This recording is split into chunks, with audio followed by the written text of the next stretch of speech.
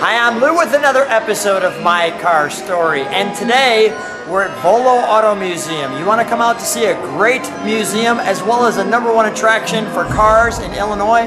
Come to Volo Auto Museum. With that being said, Brian Graham's the director of Volo Auto Museum, no stranger to the channel.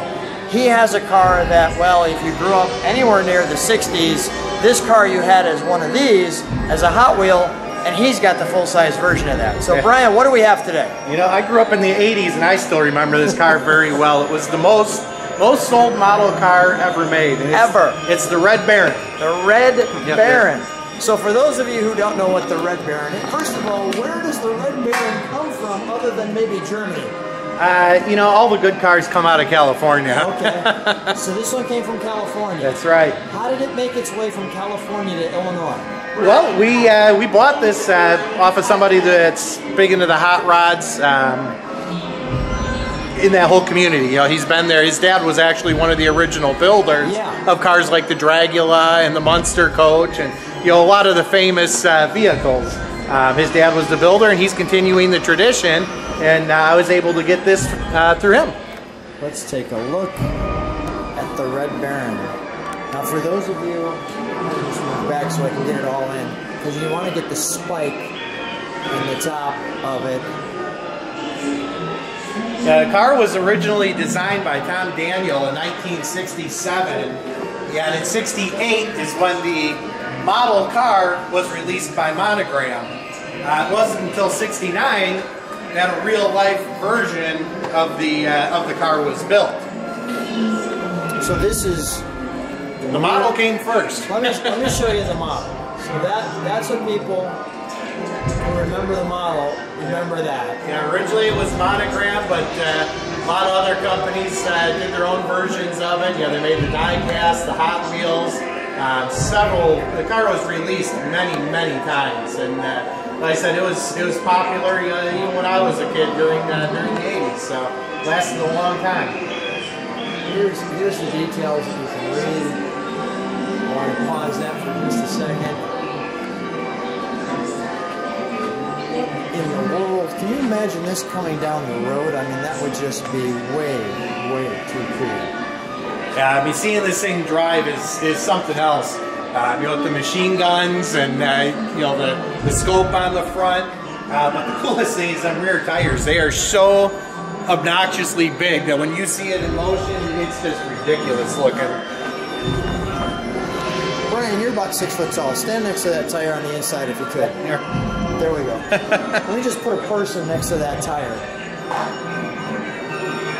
That's crazy. This, you know, those tires were sincerely the whole reason why you wanted this car, because it had that crazy, you know, look to it.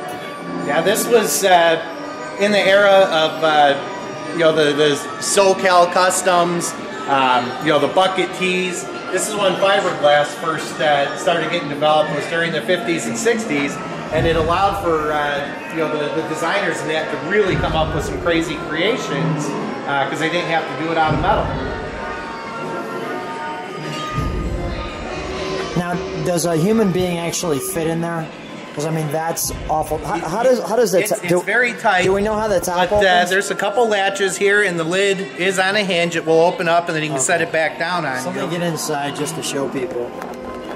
So, can you get in there? Yes. Chances are you probably don't want to, or at least if you do, you're not going to want to drive it. It's not exactly comfortable. Look at this. Here's the pedals, and this would be awful tight. I mean, for sure. And here's the hood liner. And the steering column's in a very dangerous position there. Let me just try to recalibrate there. There, I think that gives you the steering wheel straight up. So this is really an over-glorified toy, but you can see it's got a start button to it and some gauges. That's crazy. But it really does look cool.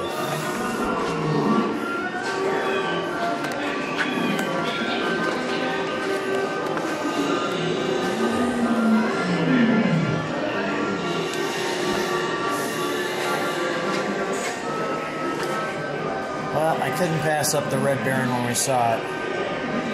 So we had to do the Red Baron. Let me take one stretch back so people can take it all in. If you like what you see on the channel, subscribe, hit the bell so you can see all the cars when they come on. Brian, always a treat to come out. Yep, thanks for coming on out. Thank you.